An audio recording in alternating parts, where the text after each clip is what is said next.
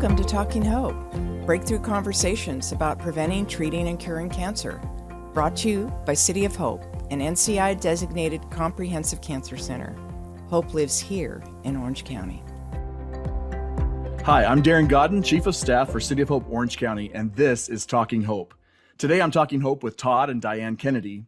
Todd is a grateful patient of City of Hope, who together with his wife Diane and their family is living the promise of hope through a rare blood cancer journey. Welcome, Todd and Diane. It's really great to have you on the podcast today. Thanks, Darren.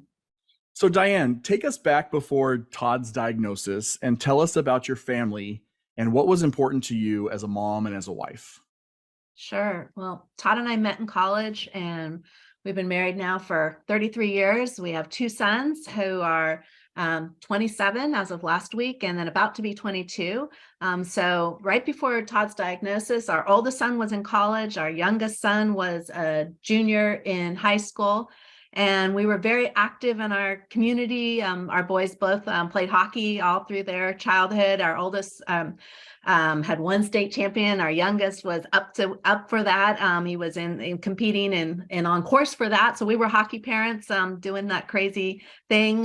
Both crazy of us, hockey yeah, parents, crazy yeah. hockey parents. He was a goalie. Our youngest was a goalie, and so we were junior ducks, ducks, and super active. And walking the trails. We loved hiking around here, so we were busy just doing that family thing.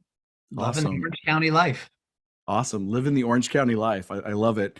So Todd, walk us through what was happening that eventually led to your diagnosis and how that news really impacted you and impacted your family.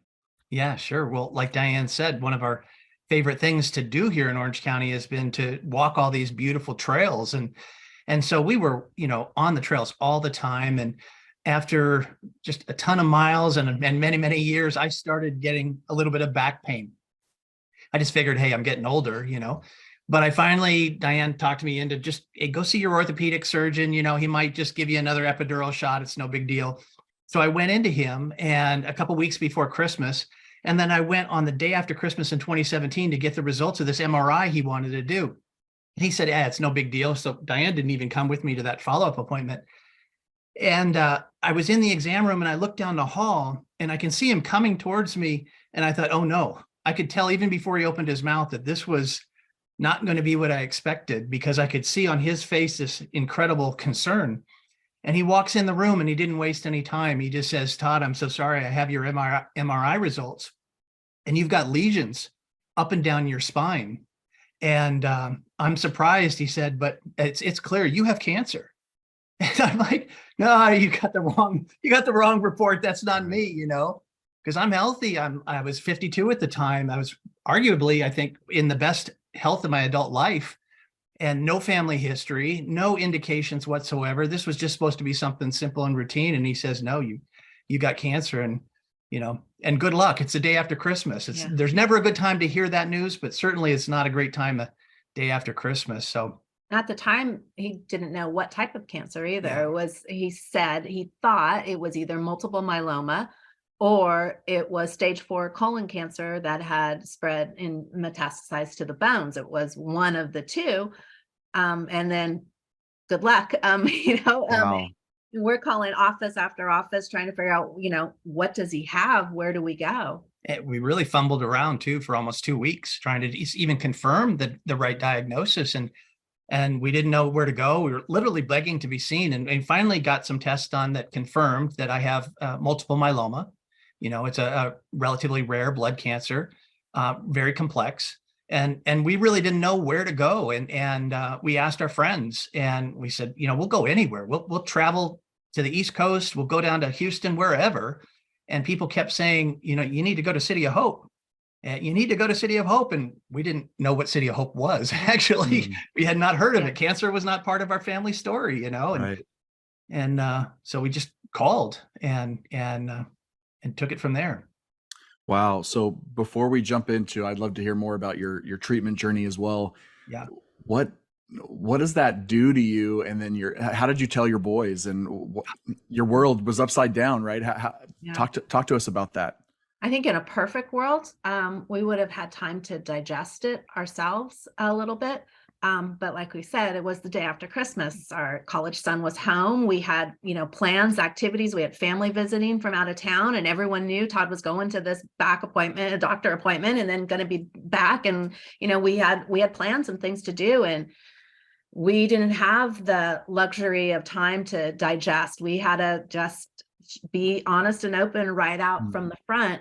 And in the end, I think it wasn't the way we planned it, but it turned out to be a great thing because everyone has been with us on the journey right from the beginning.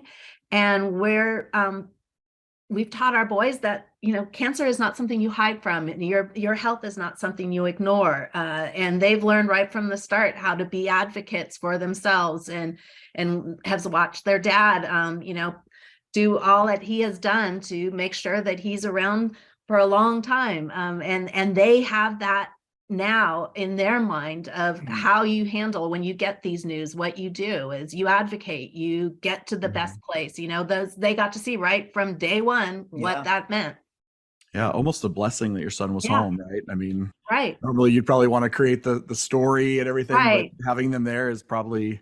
And they saw like us process it. Yeah, the whole thing from the shocking news to, the denial. It's not mine. You must have gotten the wrong MRI, to the, okay, let's rally the troops. Let's call out, to where should we go? Let's make the phone calls and do the work to get to the right place. So they learned that lesson along with us. Yeah, and I think it's one of the earliest examples of the unexpected blessing. That's not the way we would have anticipated it would have happened, or if we had been able to kind of design it, we would have said, oh, let's process this, and then we'll tell them, and we'll get some counseling on how to tell them and all that other stuff. But I think it just worked out. And there have been so many unexpected blessings along the way where the path took a different turn. But in hindsight, you think, boy, that was good. That was a really good thing that it went that way. So you make your way to City of Hope. Did you find out that you had multiple myeloma before you were at City of Hope, or once you arrived at City of Hope? No, I did. I had a local biopsy that confirmed the diagnosis. Okay. And before we go on to your treatment, then some listeners may not know what multiple myeloma is. So can you kind of give us that in layman's terms and how it affects you? Yeah. So it's a blood cancer. It's the second most common blood cancer. There's about 160,000 of us living in the US, about 35,000 newly diagnosed. And it's a cancer of plasma cells in the bone marrow. And so these are white cells, and you need healthy, normal white cells to fight off infection. And that's one of the biggest challenges of a myeloma diagnosis is your risk of infection. So really a crummy time to be immunocompromised in the age of COVID, right? Right. So when COVID's running wild and everybody's saying, be aware and thoughtful about your immunocompromised neighbors, people might have an image of what that looks like. Well, that's me. Yeah. That's me and so many other patients that, are dealing with cancer or other diseases of the immune system. So that's what myeloma is. The tricky part on it, when you do a quick scan on Google, which, is mixed whether or not you want to do that or not, but you find out quickly that there's no cure. That's kind of the bummer part. But there's a lot of reason for hope because the pipelines are extremely full and there are breakthroughs coming, month on month. And so there's justifiable reasons to be hopeful that a cure will arrive in the not too distant future. And some of that incredible research is, of course, happening right there at City of Hope. That's no cure yet, right? Right. No cure yet. Hopefully in our lifetime, we will see that. Yeah, absolutely. Yeah, everybody likes to say it's an incurable cancer. I say, is by incurable, do you mean it's impossible? I don't think that's true. It's just not curable yet. It is possible, right? And we will get there. Yeah, I believe that. I believe that. Tell us about your treatment journey then with multiple myeloma. Once you got to City of Hope, what did that look like? Yeah, what has that looked like? Yeah, the first interaction in our desperation in those couple weeks after Christmas, fumbling around, and people said, "Go to City of Hope." I ultimately just called the 800 number. It was a Friday afternoon of a holiday weekend. And I picked up the phone at 4:00 and I called and I just said, "My name is Todd. I've just been diagnosed with myeloma." And I will never forget it. There was this incredibly compassionate operator on the line, and her name was Kim. I'll never forget her name even. And she said, "We can help you." And after what we had been through in those previous 2 months, I lost it, to be honest. And I almost still lose it every time I tell this story, because we were in such a difficult spot. And just to hear we can help you was the very, very start of our City of Hope experience. And I was on the phone with her for just a couple minutes. She verified my insurance. I told her, I said, I hear Dr. Amrita Krishnan is terrific. And if it's possible, I'd love to see her. And she said, send her an email. And I said, okay, I'll send her an email. So we wrote her an email, and Dr. Krishnan got right back and said, yes, absolutely. I look forward to seeing you. I was in her office 3 days after I made that initial phone call. And started treatment the very next day. And started treatment the very next day, which was my 53rd birthday. And to be honest, the drugs that were flowing through those IV lines was probably the best birthday gift I could have ever had, because I had not only the treatment, but I had the confidence in the treatment plan that Dr. Krishnan laid out, because she is one of the foremost authorities in myeloma, not just in California, but in the world. And so, from the very start, her expertise was crystal clear. And that gave me incredible confidence that I had the plan that was going to ultimately lead to my successful, treatment and high quality of life. And she's been with me every step of the way for 5 years. I've had 9 different powerful drugs: chemotherapy, immunotherapy, targeted therapy. I had a stem cell transplant, radiation. And even despite all of that, because it's been so personalized and because it's so expert in kind of putting the right combinations together, I've had an incredible quality of life throughout. And I'm in remission. I've been in remission for over 4 years, and very optimistic. Still on treatment. Still on treatment every single day, but it's a deep, durable remission that's going to have me well positioned for that day when the next breakthrough or the breakthrough after that leads to my future cure. That's awesome news. Almost brings a tear to my eye. That's awesome. I love to hear that. Diane, you have such a great smile. And I know that you've probably been the anchor through all of this for your husband and for your family. So talk to us about the importance of a care team or a support team around you. I know it's not easy, and there were probably days where you didn't feel like an anchor, or you felt like you were at the bottom of the ocean only. So talk to us about that and why it's so important, and who should people really bring around them in this sort of a situation? Well, having a care team is so important, and it doesn't necessarily mean it's a spouse. And it can be, an adult child. It can be a neighbor, a friend that can join you. And then for that care person, the first few weeks, you're all in. You don't have time to think about yourself. But as things get better and you have a plan, it's important for care members, care partners, that's what I call myself, a care partner with Todd, because we work together on this. But it's important for care partners to, put their oxygen mask on first at that point, to worry about their well-being and health and mental strength through that. And then you work together. And Todd and I went to all the doctor's appointments. The treatment at the beginning was such that he wasn't able to drive home. So I would, be there with him all day and then drive home together. It was important for us too, with having our youngest son was still home. We had a dog at home. When he was at school, we had friends and neighbors that would help with either, walking the dog for us or helping out with but just making sure our 17-year-old at the time was not just home sitting by himself, that he could have a family to go out to dinner with if we weren't back in time to go out to dinner. Yeah, you need to ask what you need specifically. We didn't need any casseroles on the doorstep. And that's very valuable for some people, but that wasn't us. We needed somebody to walk the dog when we're up in Duarte for, 10 hours, something like that. So, so that team of, I needed a care partner, and she's been a partner in every sense of the word. And then that other support network of family, friends, and community, and other patients too have been really, really valuable. You get so much help in that support network from people that have already walked in your shoes, and layer that on top of just an expert care team. And that's a pretty good team to, help you through this marathon. Yeah. And Diane, I've heard you say in other settings, that City of Hope didn't just care for Todd, but they cared for you and they cared for your family. And I hear that all the time from other people. Tell us from your perspective, what does that really look like, and what does that mean? Gosh, and it's just the little things.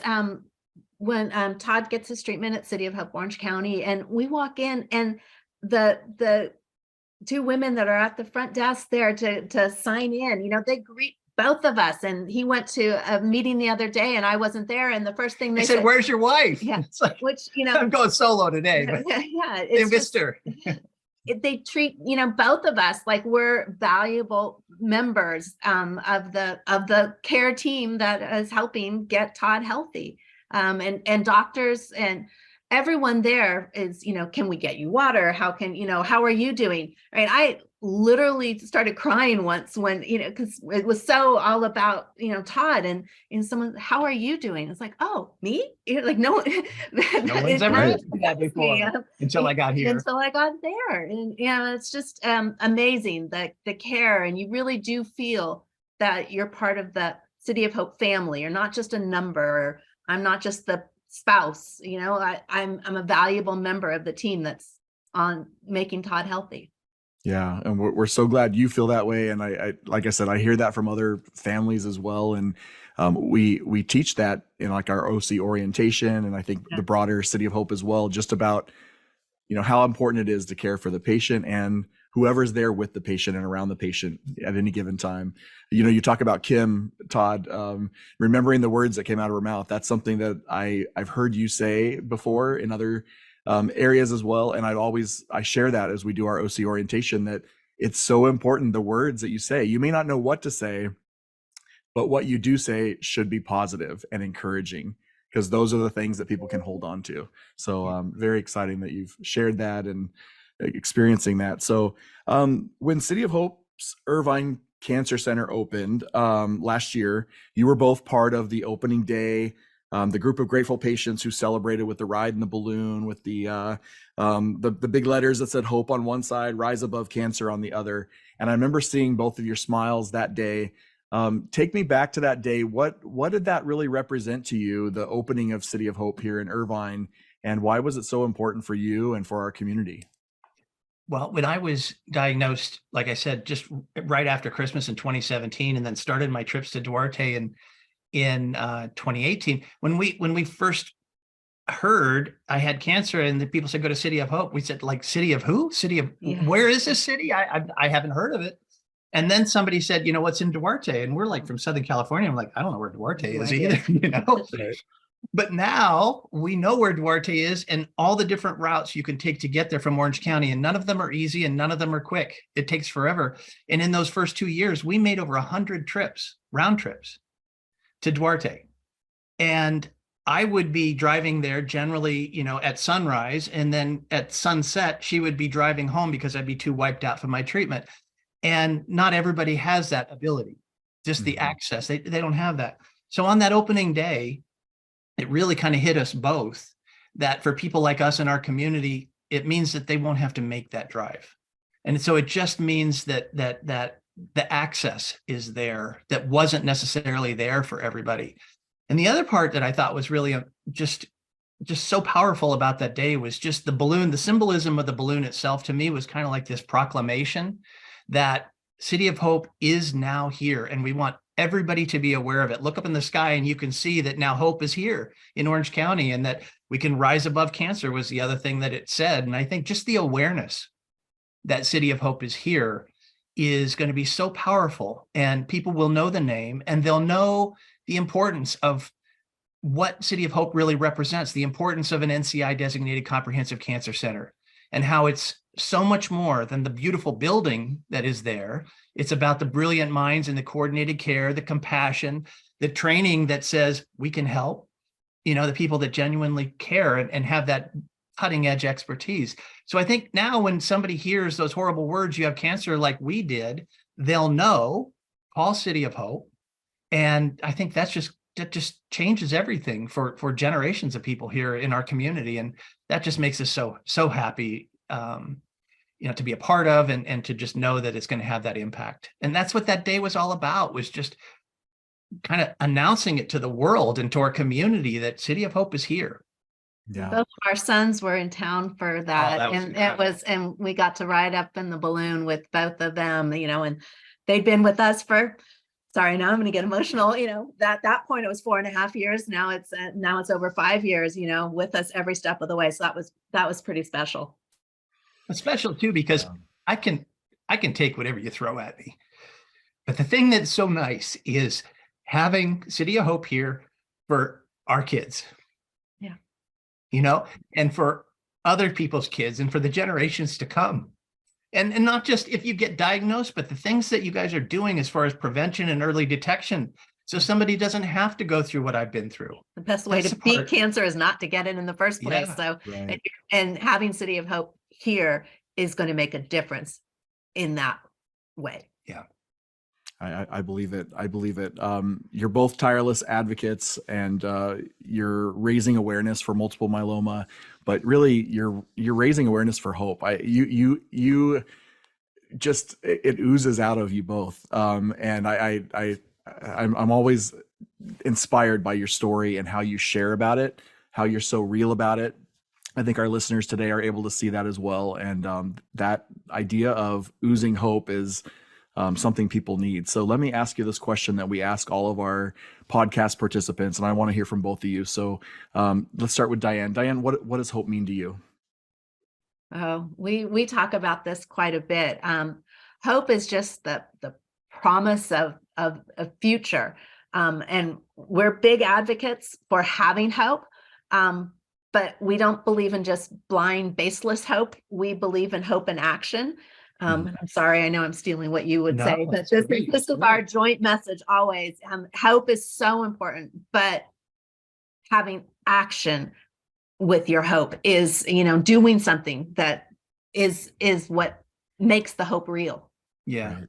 Todd? Well, I think, and in this case, I think it's justifiable hope. We have hope and we have faith, and that it's a foundation.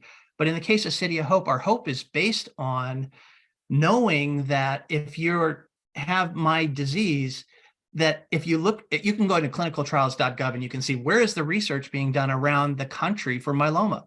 And there are very few places that are doing more clinical trials on myeloma than at City of Hope. And it's breakthrough potential cures in bispecifics or CAR T or other immunotherapies, or just understanding what's that right combination to get the right drugs to the right people at the right time. And so understanding the science gives me justifiable hope. It's based on that. And then that's what, like Diane said, that's what fuels me to take the action to be so closely connected with the science and be so closely with City of Hope and other researchers actually around the country to try and turn that hope into reality. Justifiable hope and action. That's great. So let's come to an end on this. What is your shout it from the rooftop message today to our listeners?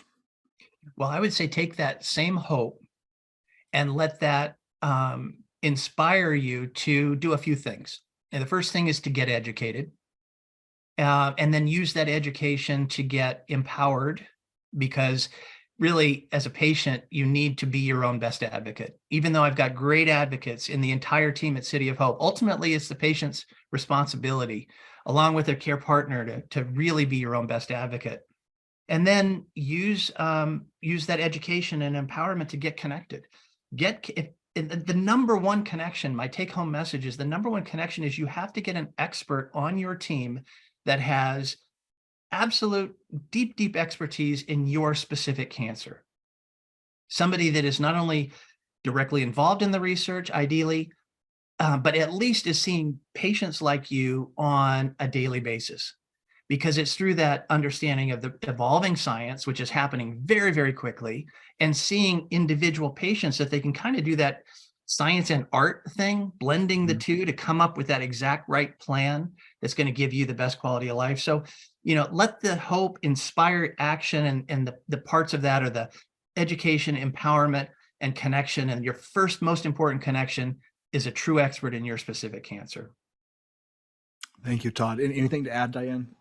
No, I think he nailed it. That's, what we say always, starting right is so important. Your first odds and best chances of beating cancer is to start right the first time. And so that's where getting to an NCCN cancer center is so important. Great. Thank you so much. Todd and Diane Kennedy, thank you for talking hope with us today and for sharing your story and your insights.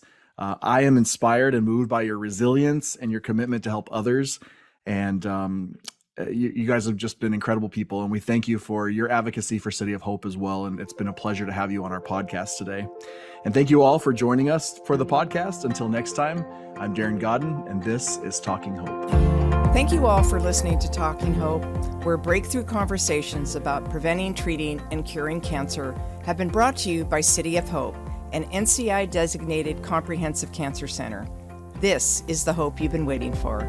For more information, visit cityofhope.org/OC or make an appointment at any of City of Hope's 5 Orange County locations, including City of Hope Orange County Lennar Foundation Cancer Center, the most advanced cancer treatment center in Orange County.